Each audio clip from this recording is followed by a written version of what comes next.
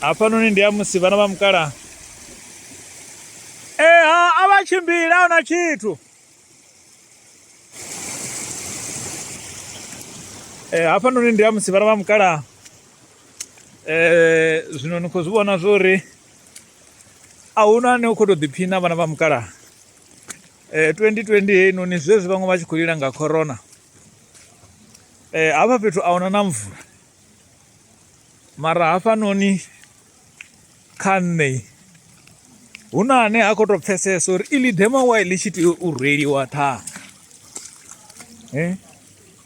Kona inwe mvula khulu mara i khou to na hanefha muḓini wa mukaputeni fhedzi.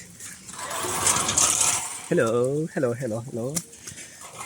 How are you? You good? So huko na inwe mvula ine na miri henu ni yombo disaka yo vhuya fasi miri yanga. Yo. This is a mini Kruger. So zwezwi vhaṅwe kha ine 2020 vha tshi ri ḓo zwi vhona nga 2021. Nṋe ri khou ṱangana na hezwi vhana vha mukala. Sure. Na iṅwe mvula ya serious khulu.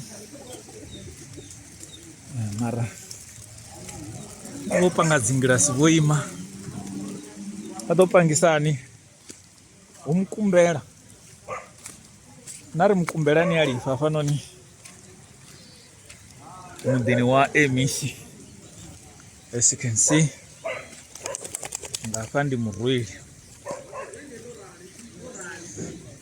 Itani ro ri tshi khou rwela nndu yavho beti na yavho gwa masenga this year ari na ya mukaputeni u ḓo i rwela. So you can see we have been tried to be stopped by you Rubengo, your swine.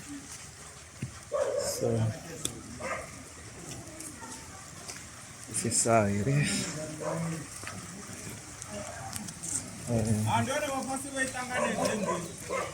Hey, baba kolingeza uri vatuwe na thanga.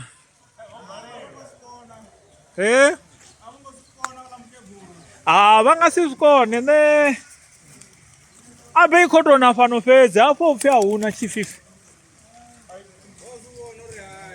Vhonani hangeni na ḓuvha kheḽia vha nga si ḓo ri tsekisa.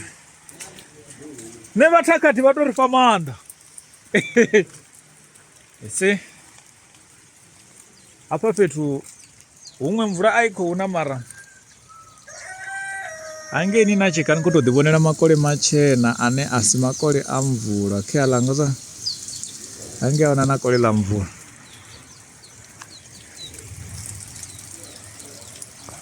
Mara hafhanoni a ku ṱoho ngauri ku ṱoho ku khou rwela thanga. Mara zwino ndi khou ḓivhusa uri zwori ndi khou rwela thanga vho pfha nga nnyi ngori u pfha vho ndi sa khou posta no posta. A thi khou posta. Ahuna na muthu ono ḓivha uri ndi khou ita mini. Mara zwino mvula ya hone ni wana ni si tsha pfesesa uri vho Maria vha khou tha dzifhio. You see?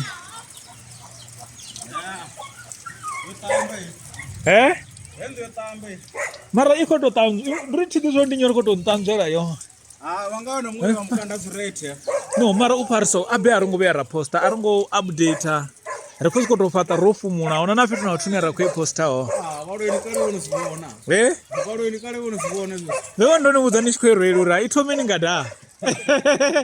Ndi mulovha lele uri ano na i thoma nga hafha ndi hone ri tshi ḓo wina. Other than that ula muya u guys. Hei ha vhathu vha na gidi vho lenga a vho ngo vha na timing vho rongomelwa. Vho dzi vha na rongo badi. volenga nga 5 minutes. Vho wana ro no vha phanḓa. Vhona ro no vha phanḓa.